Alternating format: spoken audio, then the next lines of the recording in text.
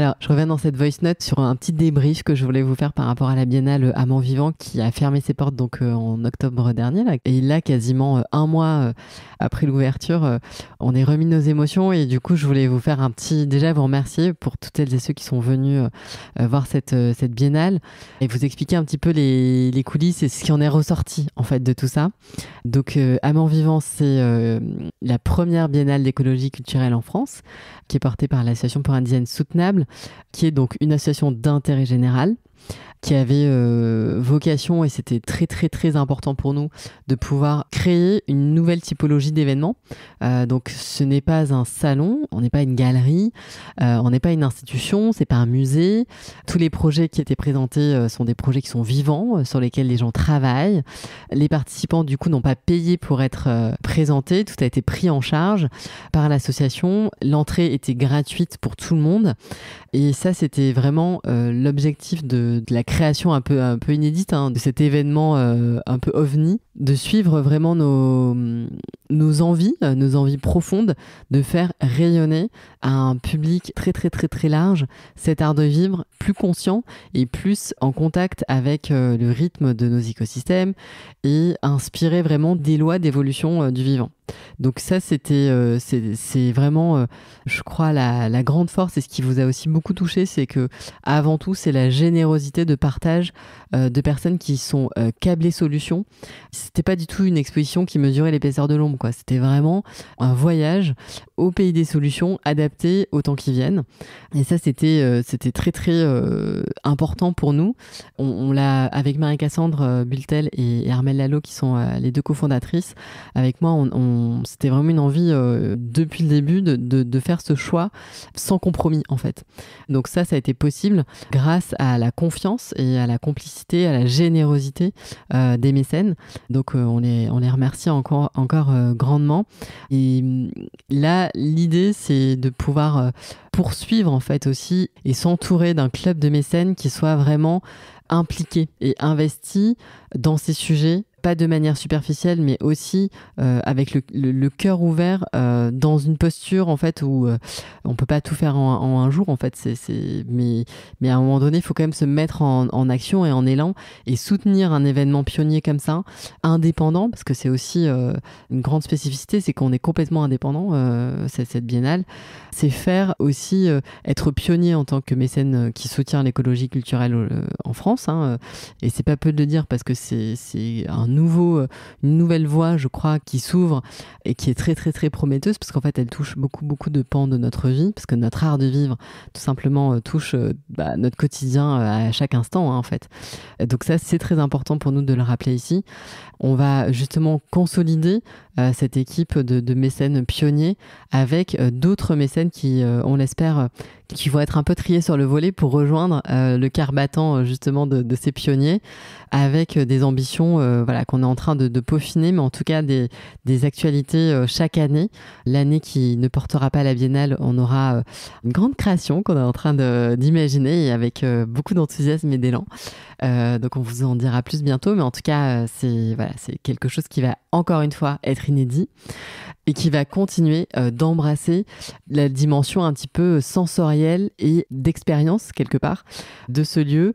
Également à naviguer avec l'invisible, parce que les retours nous qu'on a eu, c'était donc il y avait vraiment des gens, enfin c'était un peu hallucinant qui nous tombaient dans les bras en nous disant mais merci d'avoir fait ça. Enfin, il y avait une grande chaleur humaine en fait qui s'est dégagée, et toute la générosité, toutes nos intentions vraiment d'amour, on voulait refaire circuler en fait l'amour à travers aussi cette biennale et cette visite, cette découverte d'être au contact de tous ces gens merveilleux, les participants qui sont amoureux de leur matière, de leur territoire, de leur pratique, de leur posture aussi, à essayer coûte que coûte de faire qu'elles adviennent et que même si elles sont alternatives un petit peu aujourd'hui, qu'elles deviennent références, et elles sont en train de devenir références. Donc en fait on s'en réjouit parce que du coup c'est aussi un super tremplin de visibilité pour nous tous, parce que ça baisse aussi notre éco-anxiété de savoir qu'il y a plein de gens ultra pointus en fait qui sont en train de trouver et de construire notre matérialité de ce nouveau paradigme qu'on appelle de nos voeux. Donc ça c'était très émouvant et touchant d'avoir ces retours à cœur ouvert de beaucoup de personnes qui sont venues, revenues plusieurs fois avec parfois aussi leurs enfants qui sont venus aux conférences. C'était très important pour nous d'avoir ce volet de vous offrir ces moments de conférences gratuitement aussi pendant toute cette programmation. Les nocturnes qui ont été ces moments suspendus aussi, les 2 nocturnes qui ont été réalisés avec la musique des plantes et Jean Toby, avec une dégustation de gastronomie, donc l'alimentation vivante avec Marie-Sophie L. Et la seconde nocturne qui était avec Frédéric Lenoir, suivie aussi de une immersion qui avait été pensée par Marie-Cassandre Bultel avec il y a un instrument, le handpan, qui est complètement dingue, qui nous a mis dans une dimension et dans un niveau de conscience qui était vraiment génial. La complicité évidemment aussi de tout ce travail en feng shui qu'on avait fait sur le lieu, et je pense qu'il a participé aussi au fait qu'on se sentait bien dans ce lieu, que ce lieu était, même s'il était évidemment magique, il y avait aussi voilà, ce travail invisible un petit peu qu'on avait mené. Donc ça, c'est pareil. Enfin, voilà, l'idée, c'est pas de pouvoir mettre un focus là-dessus et d'en faire des tonnes, mais c'est juste qu'on pense que ça a participé, ce travail invisible, au ressenti qu'on a eu. Et que vous êtes nombreux et nombreux à avoir eu. Et d'ailleurs, c'est pour la petite anecdote, on voyait aussi parfois parce que en fait, donc il y avait de la luminosité dans cet endroit. Pour celles et ceux qui sont venus, vous en souviendrez peut-être. Mais il y avait aussi des personnes qui sont, des jours où du coup il faisait vraiment gris, voire il pleuvait. Donc il n'y avait pas vraiment on avait une lumière et tout un système d'éclairage qui était super bien pensé, mais pas de là du coup à non plus être ébloui, quoi. Et des personnes qui arrivaient et qui n'arrivaient pas à enlever leurs lunettes de soleil, même dans ces moments-là, et qui disaient ah, mais il y a trop de lumière ici, il y a trop de lumière. Et c'était drôle parce qu'en fait il y avait pas de lumière en fait. C'est juste en fait la sensation, je pense, lumineuse de nous tous hyper radieux et avec une envie de partager ce truc qui donnait cette impression-là. Enfin, je pense, parce que du coup on regardait les gens comme ça en disant mais non, il n'y a pas du tout. Il fait sombre en fait. Et c'était assez drôle. Donc je pense que voilà, c'est des petits trucs comme ça. Après, on l'a eu plusieurs fois, donc c'est aussi pour ça que je vous le dis, parce que si ça avait été qu'une, peut-être qu'on aurait dit bon, c'est une personne un peu perchée, mais là du coup c'était récurrent, donc c'était assez drôle.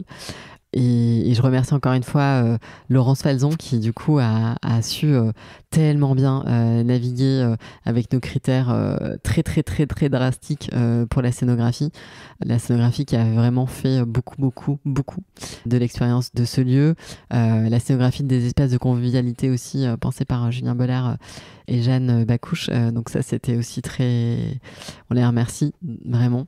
Tous les bénévoles, parce qu'en fait ça a été, mais je sais pas, peut-être que vous vous êtes rendu compte, mais c'est vrai que vous avez été accueillis par des gens qui ont donné de leur temps sans compter. Je sais pas si vous vous rappelez, mais cette semaine-là il faisait très très beau au début, puis après on a une espèce de vague de froid d'un coup, on a perdu 15 degrés, donc on a un peu tous été malades, etc. Mais tout le monde a tenu bon en se relayant, etc. Il n'y avait pas eu avec une espèce de ferveur, franchement, qui était très très très très très touchante, et ça n'existe pas. Franchement, j'ai vraiment jamais vu un truc comme ça. Donc, je m'en remets toujours pas en fait. Avec Marie-Cassandre et Armelle, on est encore un peu sous beaucoup d'émotions de tout ce qu'on a reçu aussi. Et c'est chouette parce que je crois qu'en fait, quand on donne, on sous-estime en fait ce que ça apporte aussi d'être dans une implication comme ça. Donc voilà, encore un énorme merci. Je crois qu'on a été entre 40 et 50 bénévoles en tout, hein. Donc nous aussi, avec Marie-Cassandre et Armelle, nous sommes bénévoles, mais c'est différent parce que du coup, c'est aussi un projet qu'on porte nous, donc c'est pas tout à fait les mêmes choses. Mais là, se greffer et puis soutenir comme ça à bout de bras, à bout de force, avec toujours le sourire aux lèvres et la même énergie de dingue, pouvoir diffuser les contenus, parce que c'est dense, hein, c'était vraiment une expo qui était dense, donc franchement c'était vraiment extraordinaire. Et c'était aussi le constat, hein, que c'est un appel qui a surtout touché les femmes, parce qu'on était, je crois, à plus de 90 ou 95% des femmes dans ces projets.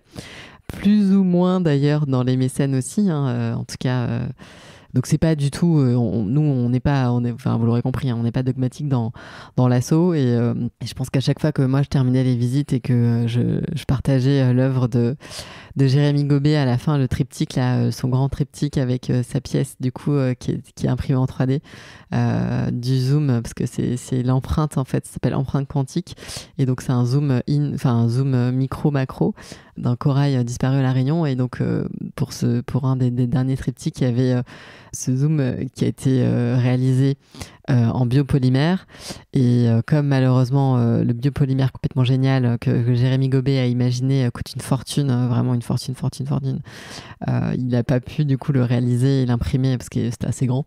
Donc j'ai terminé en disant qu'il y avait du plastique là, donc tous les gens étaient mais du coup vous nous avez dit qu'il y avait pas de plastique, et c'était aussi pour partager le fait que oui, en fait il y a encore 2% ici, parce qu'en fait il faut qu'on ait les moyens et que tous ces artistes ils puissent aussi, ils en sont là en fait aujourd'hui, et à certains moments il va falloir aussi que dans certains trucs ces matériaux puissent coexister, et on espère que du coup pour les prochaines biennales il aura pu trouver les financements nécessaires pour justement imprimer dans ces biopolymères géniaux plutôt de laboratoire ces grandes œuvres. Donc voilà, et aussi peut-être couper l'herbe sous le pied de celles et ceux qui parfois vont nous dire oui, mais du coup il y a pas de désirabilité, ou il y a pas d'optimisme, ou c'est toujours très je pense que là on pense que nourrir aujourd'hui des énergies qui sont celles qui nous élèvent le plus parce qu'elles nous mettent en joie,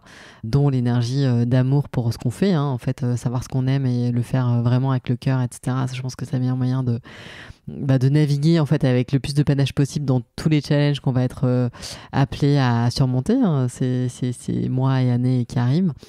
Et donc ça, c'était aussi vraiment avoir la preuve par 4 qu'en fait, il n'y a pas de compromis sur l'élan et sur la positivité, sur l'optimisme, s'émerveiller des solutions. Alors oui, parfois ça nécessite de comprendre un peu le problème à laquelle ça répond, mais on pense aussi qu'après, ça sera juste la norme en fait, qu'il y a beaucoup de choses qui vont être un petit peu ringardisées dans les process et dans les matériaux qui nous semblent d'ailleurs parfois un peu préhistoriques, et je pense qu'on sous-estime aussi assez fortement la vitesse à laquelle nos imaginaires et notre plasticité, nos envies en fait aussi évoluent et changent, donc ça c'est un vrai truc de complètement génial, et qui est très enthousiasmant, parce qu'en fait on nourrit pas du tout un truc de repli, on nourrit un truc qui nous augmente au contraire. Donc ça, je pense que c'est le message qui est passé, et on est très très très content que vous l'ayez ressenti. Et je terminerai juste en vous disant que cette biennale Amour Vivant a été peut-être un miracle aussi, au sens où il y avait une espèce de symphonie de compétences qui ont été mises en partition par uniquement des mouvements du cœur. Et ça, c'était vraiment, je pense, nous, l'équipe, comme peut-être vous, visiteurs, perceptibles et sensiblement palpables. Donc voilà, haut les cœurs, et puis à très bientôt du coup sur le compte Instagram Biennale, Amour Vivant Biennale, sur notre site aussi. Donc là, on a renommé le site de l'association qui s'appelle donc amourvivant.org. On va continuer à partager des contenus donc sur Instagram, sur le podcast aussi Amour Vivant, sur lequel du coup vous retrouverez une grande partie des conférences, sauf quelques-unes sur lesquelles on a eu malheureusement des petits couacs techniques, mais du coup la plupart sont rediffusées pour celles et ceux qui n'avaient pas pu les écouter. Et très vite du coup pour la suite sur Instagram évidemment. Je vous embrasse.